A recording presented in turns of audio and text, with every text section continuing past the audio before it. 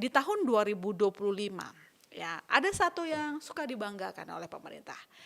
Pertumbuhan ekonomi konsisten di atas 5%. Kecuali kemarin yang bikin kita agak bingung tuh Bu, kuartal 1 4,87% di bawah 5%, padahal biasanya konsumsi orang lagi naik-naiknya di kuartal 1. Tapi kemudian mungkin dia membaik di kuartal 2 5,12%, kuartal 3 5,04%, di kuartal 4 ekspektasinya 5,2 sampai 5,6%. Pak Purbaya Menkyu bahkan yakin bisa mencapai 6%. Saya tidak tahu rumusnya apa, tapi optimisme kita butuhkan, tapi yang realistis juga diharapkan. Nah, bagaimana Ibu membaca situasi ekonomi di tahun 2025? Pertumbuhan ekonomi di atas 5%, oke. Tapi faktanya pengangguran itu masih tinggi, di atas 7 juta, tertinggi di negara se-ASEAN, Bu. Masih banyak orang yang sulit dapat kerjaan. Kelas menengah turun. Tabungan mereka itu udah dipakai hanya untuk memenuhi kebutuhan pribadi. Jadi bolehkah kita berbangga dengan pertumbuhan ekonomi di atas 5% dengan fakta-fakta yang ada? Iya, jadi mungkin pertama tahun 2025 mungkin kita akan tumbuhnya sekitar 5 sampai 5,1. Kecuali kita tidak melihat kuartal 4 itu bisa tumbuh 5,6% ya karena tergantung sekali dengan belanja pemerintah ya. Itu mungkin sumber utama dari pertumbuhan di kuartal 4. Kalau dia tumbuh 5,2 saja, ya itu berarti kira-kira kita akan tumbuh sekitar 5% di 2025 ya. Jadi itu ekspektasi untuk 2025. Untuk 2026 kurang lebih 5 atau sedikit di atas 5 sampai 5,2, 5,3. Ya bahkan IMF sama World Bank memperkirakan di bawah 5 ya. Ya karena dua hal, situasi global itu tidak baik-baik aja gitu kan. Pertumbuhan ekonomi global turun, kita masih akan menghadapi ketidakpastian dari Amerika, pertumbuhan dari Tiongkok dan India juga tidak terlalu menggembirakan karena mereka adalah ekspor market kita yang besar untuk batu bara dan kelapa sawit ya. Jadi keadaan global kurang mendukung. Di dalam negeri konsumsi belum terlalu kelihatan bergairah lagi.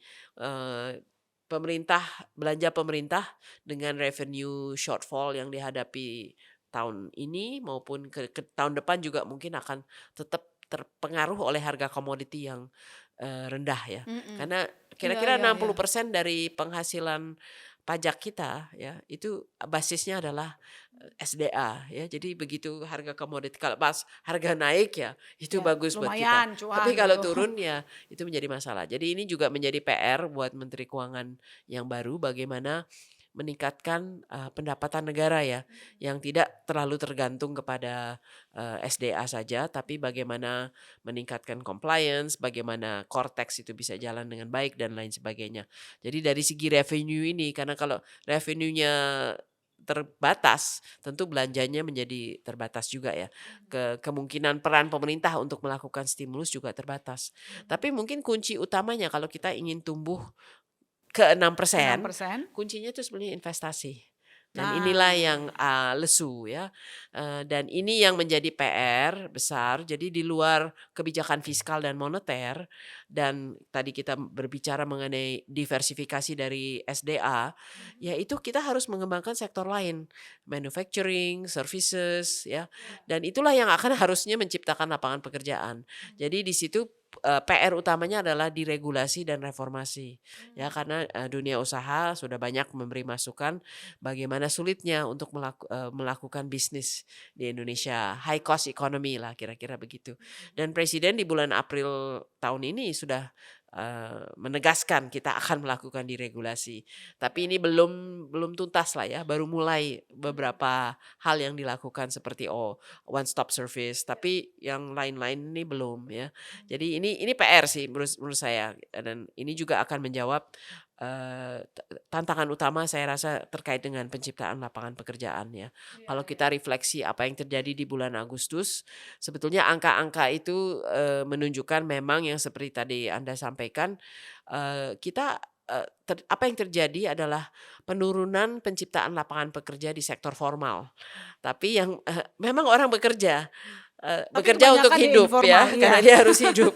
Dia Iya. bekerja di sektor informal. Jadi yang naik tuh sektor informal dan sektor yang tidak dibayar ya. Jadi artinya saya kerja untuk keluarga saya bisa dapat makan tapi saya nggak dapat gaji. Itu namanya bekerja tanpa dibayar. Keterdesakan. Ya, kalau sektor informal tuh disebutnya berusaha sendiri ya. Jadi ini yang meningkat ya. Dan mungkin, catatan penting buat, teman-teman karena kita di DEN melakukan analisa yang cukup mendalam, mengenai ini sebetulnya bukan masalah yang terjadi dalam 1 tahun, 2 tahun terakhir ini. Apa yang terjadi adalah sebelum Covid pun, daya saing di sektor manufaktur kita udah mulai turun ya, dan kemudian terjadi Covid. Dan Covid itu menyebabkan, syok yang cukup besar dan kita belum kembali ke level sebelum Covid ya. Jadi, bukan dalam arti lain ini adalah kenyataan gitu ya. Kita hitung, gara-gara, kita belum kembali ke Covid, level pertumbuhan Iya, yang semula. seharusnya Mhm mhm. kalau tidak terjadi Covid itu kita, ekonomi kita kira-kira 8,6% di bawah yang harusnya. Dan jumlah pekerja pun, sekitar 8-10 juta di bawah sektor formal ya. Sekitar 8 juta berkurangnya di sektor formal karena yang kita sebut dampak dari, sebelum Covid maupun yang dahsyatnya di Covid.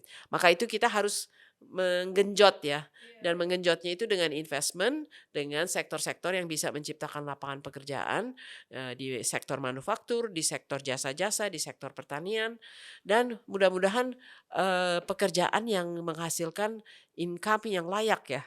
Bukan hanya, sekedar untuk hidup gitu ya. Karena ini kalau kita lihat, kerisauan anak-anak muda di bulan yang terjadi di bulan Agustus maupun survei yang kita lakukan dari beberapa organisasi terhadap Gen Z, semuanya kekhawatirannya adalah pekerjaan ya. Pekerjaan dan sangat risau bahwa mereka bisa kerja apa tidak. Dan angka pengangguran juga banyak, proporsi anak muda tuh lebih tinggi di angka pengangguran. Dan, juga yang berpendidikan lebih tinggi juga itu lebih tinggi penganggurannya. Berarti kan kita udah sekolah susah-susah atau orang tua menyekolahkan anak susah-susah, tapi tetap tidak bisa dapat pekerjaan yang layak ya. Jadi ini memang kenyataannya. Jadi, PR besar di sini adalah diregulasi supaya, investasi naik, sektor-sektor yang padat karya dan bisa menciptakan lapangan kerja bisa bergerak dan, juga perlu dibantu dengan peningkatan keterampilan ya untuk anak-anak muda ini sehingga mereka bisa, memperoleh pekerjaan ya. Jadi ini apakah itu vocational training atau program magang yang bagian dari program stimulus pemerintah atau matching ya, keperluan dunia usaha, dengan, pelatihan yang ada gitu ya. Ini menurut saya PR yang sangat penting.